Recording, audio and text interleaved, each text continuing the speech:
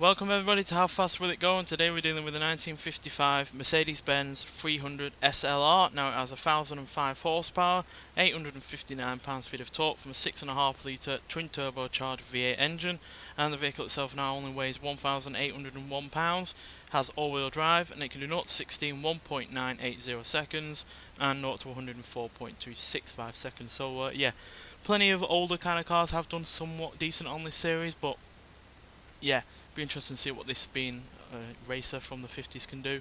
Now granted, the Lotus 11 was also a racer from around this period, and that managed 269 miles an hour, so yeah, I'm expecting this to be around in the same kind of ballpark. So yeah, let's get out there and see what it can do.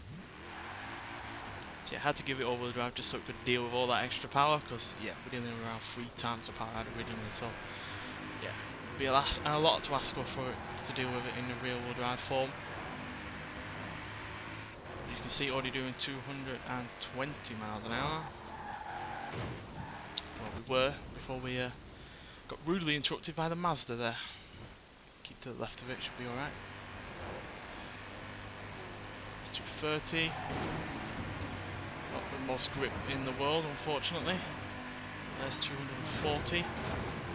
I do apologise. It's all about looking at the speedometer at the same time as trying to keep an eye on the road. That's harder than you think. There's 245, 250, 260. Fortunately, we got to a corner there before we got any more than that. Oh dear, Ford Transit getting in the way there.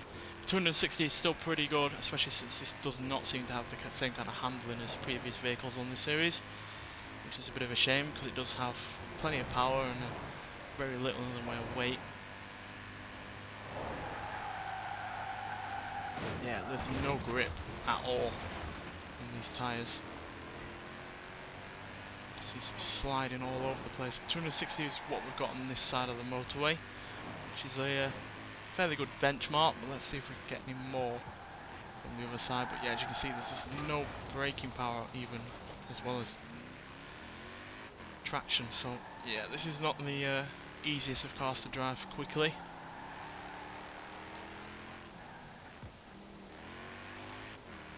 I nearly missed the motorway there.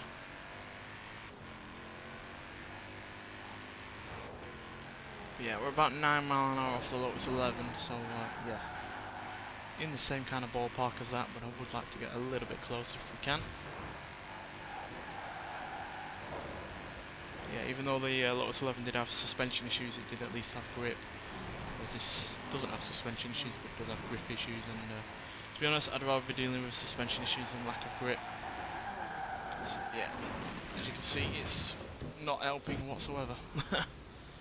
Especially in getting it around these corners. Granted, we are going a lot faster than we should be around the corners, but very few cars have pretty much glacial tyres, which is what this does have, to be honest. It's struggling, and I'm struggling as a result. Just don't think it likes the slight dampness of the motorway, to be honest. But then again, we have had vehicles deal with these kind of conditions, and it's been they've been perfectly fine. So yeah, this is one of those rarer cars that just does not have the handling to deal with either the conditions or the power, or a combination of both. But it's easily able to get up to around 240, 250, but getting beyond that seems to be problematic, to say the least. But yeah, it does have a decent acceleration up until that point.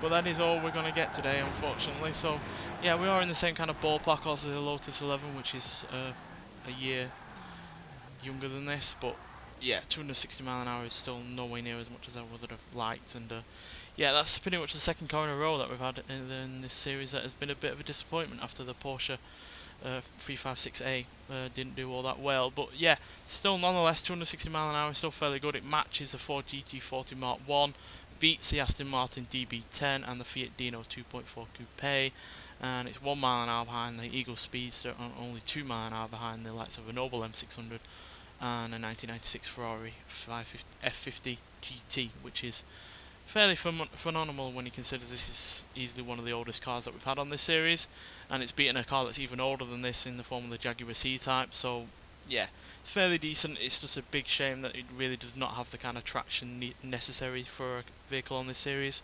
Not only to do with the power, but obviously the cornering and the dodging of traffic. So, yeah, unfortunately, it comes down to a handling and the tyres itself. So, yeah, big shame really, but that's just the way it goes. Nonetheless, thanks for watching, and I'll see you in the next one. Bye.